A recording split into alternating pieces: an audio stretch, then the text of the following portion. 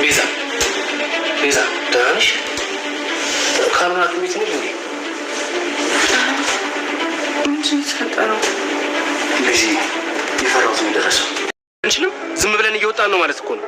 ሳሚ፣ ለሁሉም ነገር ጊዜው ያለፈ ይመስለኛል። ሁለቱም እኮ ከድሮ ጀምሮ ሲያስቡበት ነበር። በደንብ እንደተዘጋጁ ደግሞ ግልጽ ነው። የንብረቱ ባለቤት እኮ አሁንም ድረስ በሕይወት አለች።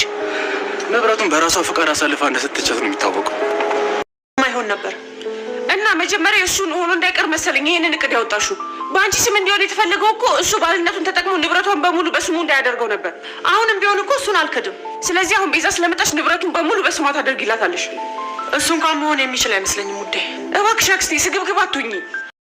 ከሩቤል ጋር እንደዛ በስልክ ስታወራ ምናልባት ዛሬ ዘርፍ ያደረገችውን ነገር ታደርገዋለህ ብዬ ፈርቼ ነበር። እኔ ልገላት ከቤቷ ውጪ በማለት አባራታለች። እንግዲህ ቲጂ እያሰበችውን ነገር ዛሬ ላይ የሉላ አክስት ተግብራ ቤቱን፣ ንብረቱን እንዲሁም ሀብቱን በሙሉ በስሟ አድርጋለች። የሉላ አክስት ይህ ሁሉ እኮ ሀብትና ንብረት የኔ ሆነ፣ በአንዴ እኮ ሀብታም የምትሆኝበት አላማሽ ተሳካ እያለች ለራሷ ደስታን ብትሰጥም ሉላ ግን አሁኑኑ ለእህቴ ሀብትና ንብረቷን መልሺ፣ ካለዛ ግን እኔና አንቺ እንቆራረጣለን፣ አታቂኝም፣ አላቅሽም እያለች ትገኛለች። ሰላም ጤና ይስጥልኝ ውድና የተከበራችሁ ተመልካቾች እንዴት አላችሁ? እግዚአብሔር ይመስገን እኔ በጣም ደህና ነኝ። በያላችሁበት ሰላማችሁ ይብዛ እያልኩ ዛሬ ደግሞ ቤዛ ክፍል 76ን ይዤላችሁ መጥቻለሁ። ቻናሉን ሰብስክራይብ፣ ላይክ እያደረጋችሁ እያበረታታችሁኝ እስከ ቪዲዮ ፍጻሜ ድረስ አብራችሁ ይቆዩ።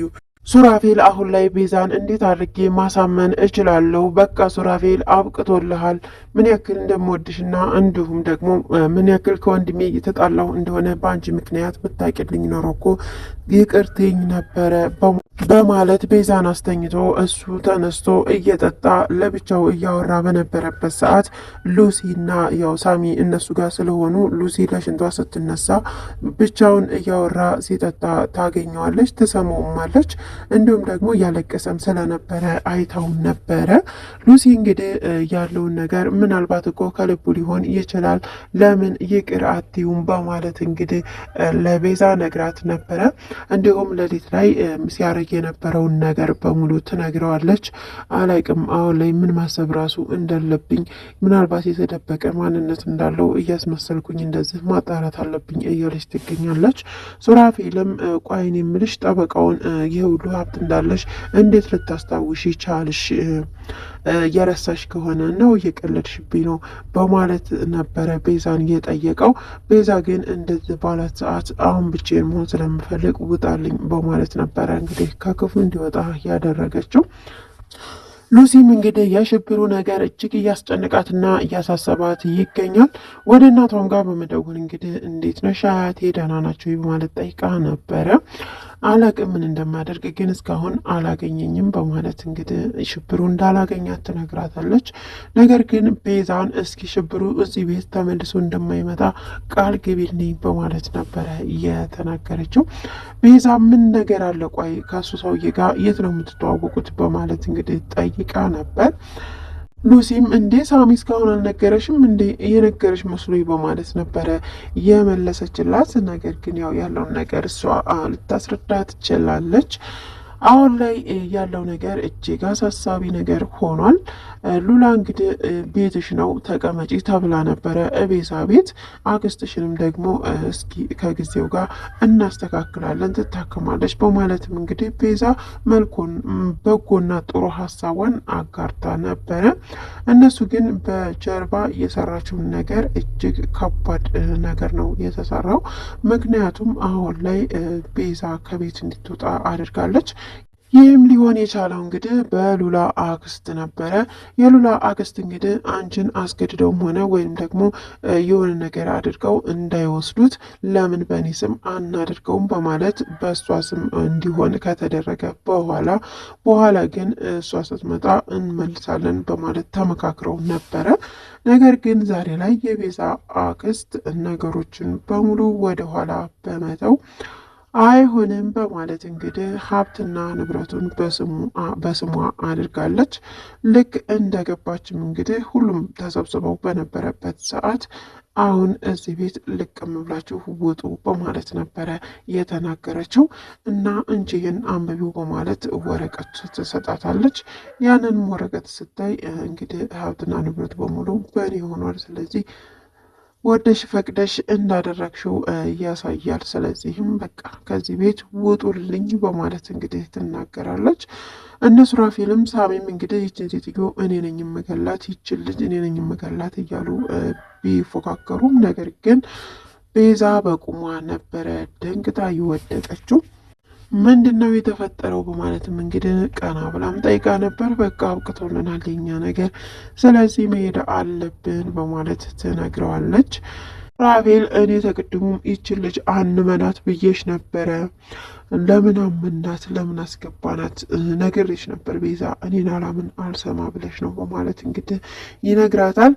ዛሬ ላይ እንግዲህ ሱራፌልም እሷን ባለመለየት እንዲሁም ሉሲም ሁሉም ከቤት ልብሳቸውን እየያዙ ወጥተዋል።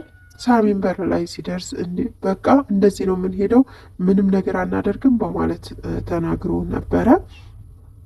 እንግዲህ ጠበቃውንም እሷንም ያለውን ነገር ፍርድ ቤት ሄደን መክሰስና ማጣራት አለብን፣ ስለዚህ ነገሩን ወደ ሕግ እንወስደዋለን በማለት አሁን ግን ከዚህ መሄድ አለብን በማለት እንግዲህ ከቤታቸው ወጥተው ሄደዋል። በደስታዋም በሀዘኗም በህመሟም እንግዲህ ካጠገቧ አርቅም ሲላት ቤዛ ዛሬ ላይ ሱራፌልን ስላላመንኩህ በጣም ይቅርታ፣ ከወንድም ጋር ስታወራ እኔን ልትጎዳኝ መስሎኝ ነው እና ይቅርታ አድርግልኝ ለእስካሁኑ ነገር በማለት እንግዲህ ይቅርታ ጠይቃለች። ሱራፌልም ሁሌም ከጎንደኝ ቤዛ፣ እኔ ባንቺ ቂም አልይዝም፣ ሁሌም አብሬሽ ነኝ፣ በሀዘንሽም በደስታሽም እንዲሁም ደግሞ በሁሉም ነገርሽ ታጠገብሽ አለሁ በማለት እንግዲህ ለቤዛ ይነግራታል። ቤዛም እጅግ ነበረ ደስ ያላት። ሉላም እንግዲህ ወደ ቤት ስትመጣ ምንድን ነው ያደረግሽው በማለት ትነግራታለች። አሁን ይህ ቤት የኔ ሆነ፣ በቃ በአንዴ ሀብታም የመሆን አላማሽ ተሳካ እያለች ለራሷ ሞራልና ደስታ እየሰጠች የሉላ እና አክስት ማለት ነው እንግዲህ ይህ ቤት የኔ ነው እያለች ደልቅቅ እያለች እየተቀመጠች እየተነሳች ትገኛለች። ሉላም ይህንን ነገር ለምንድን ነው ያደረግሽው? የተነጋገርነው እኮ እንደዚህ አልነበረም። አሁን ሁሉንም ሀብትና ንብረት ወደ ቤዛ ታዞሪያለሽ በማለት ትጠይቃታለች። የሉላ አክስት እንግዲህ አይሆንም አላደርገውም በማለት ትነግራታለች።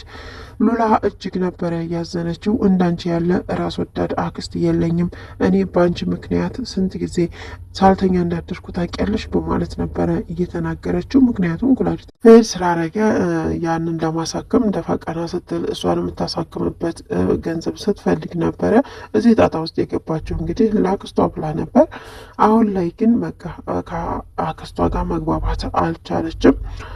ሉላም ታምም ያለው ያልሹም ውሸት ነበረ በማለት ትነግራታለች። አዎ ውሸት ነበረ ቲጂ፣ ይህንን ሀሳብ ስታመጣልኝ በቃ ታምም ያለው ማለት ሀሳቡ መጣልኝ፣ ስለዚህም ለዛ ነው እንደዛ ያደረግኩት በማለት እሺ ብሩን ከየት አመጣሽ በማለት ጠይቃት ነበረ። ብሩን ደግሞ ለደልስ እያለች የምትሰጠኝን ቲጂ በዛ ብር ነው ነገሮችን እንደዛ ላደርግ እየቻልኩት በማለት ትናገራለች። አንቺንም ዶክተሩንም በሙሉ እከሳቸዋለሁ በማለት እንግዲህ ሉላ ትነግራታለች። እንዳታስቢው መቼም አይሳካልሽም በማለት ነው አክስቷ እየተናገረችው። እንግዲህ ሉላም በዚህ ነገር ምንም ሀሳቡ አልመጣለትም ነበረ። እህቷ ዛሬ ላይ ግን መንገድ ላይ በመውደቋ እጅግ በጣም አዝናለች። በተሰበረም ልብ ሆና እንግዲህ ወደነ ቤዛ ጋር ሄዳ ነበረ። ምን ልትሰሪ መጣሽ? ሂጂልኝ ከዚህ በማለት ነበረ ቤዛ የተናገረቻት።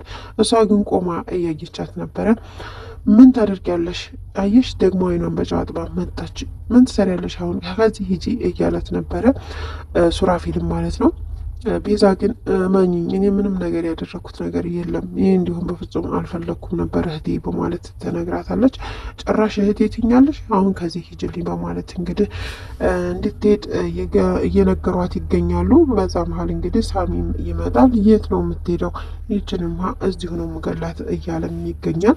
እንግዲህ በቀጣይ ቪዲዮ ደግሞ ምን እንደሚከሰት ተከታትዬ የማቀርብላችሁ ነው የሚሆነው።